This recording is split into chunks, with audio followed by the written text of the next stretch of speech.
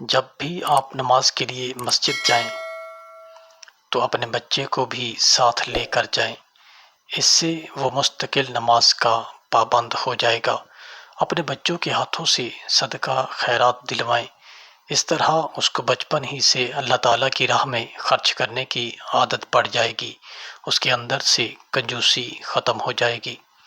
آپ کا بیٹا جب مدرسہ یا اسکول جا رہا ہو اور آپ اسے رخصت کر رہے ہوں تو اس کے ٹفن میں کھانے کی چیز 2 عدد رکھیں اور اس سے کہیں ایک تمہارے لیے ہے اور دوسرا تمہارے سب سے محبوب دوست کے لیے۔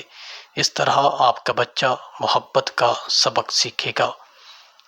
بچے کے بستہ میں قلم 1 سے زائد رکھیں اور اس سے کہیں اگر کوئی طالب علم اپنا قلم بھول جائے تو آپ مدد کے طور پر یہ قلم اس کو دے دینا۔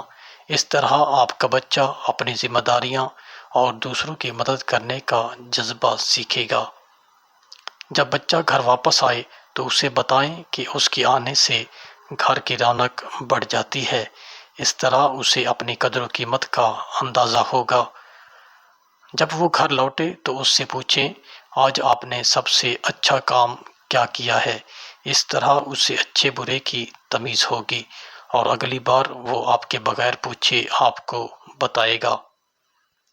رات کو بچوں سے یہ نہ کہا کریں کہ جلدی سو جاؤ صبح مدرسہ یا اسکول جانا ہے، بلکہ یوں کہا کریں کہ بچوں جلدی سو جاؤ صبح فجر کی نماز پڑھنی ہے۔ اس طرح کہنے سے نماز کی اہمیت اور دین سے محبت پیدا ہوگی۔ الفاظ بدلیں، سوچ بدل جائے گی، پھر دنیا و آخرت بھی بدل جائے گی انشاءاللہ۔ تربیت ایک سادہ اور آسان سا فن ہے۔ زبان سے لمبی چوڑی تقریر کرنے کا نام تربیت نہیں ہے۔ یاد رکھیں بچے باتوں سے زیادہ عمل سے سیکھتے ہیں۔ اللہ پاک ہمیں اور ہماری نسلوں کو اپنے دین کی عالی محنت کے لیے قبول فرمائے، آمین یا رب العالمین۔